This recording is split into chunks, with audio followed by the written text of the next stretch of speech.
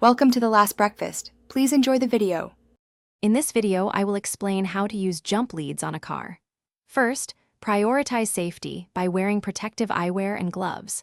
Make sure both cars are completely off and in park or neutral. Confirm that both batteries are 12 volts.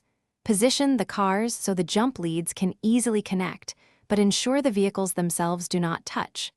This prevents any accidental short circuits or sparks. Now, let's connect the positive cables.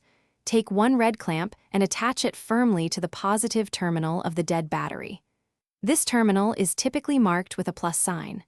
Then, take the other end of the red cable and connect its clamp to the positive terminal of the good battery. Double-check that both connections are secure to ensure proper current flow. Next, we'll connect the negative cables. Attach one black clamp to the negative terminal of the good battery, usually marked with a minus sign. For the other end, connect the second black clamp to an unpainted metal part of the dead car's engine block or chassis, far from the battery itself. This crucial step creates a safe ground and minimizes the risk of sparks near the battery's gases. With all cables connected, start the good car's engine and let it run for about 5 to 10 minutes to charge the dead battery. Then, try starting the dead car.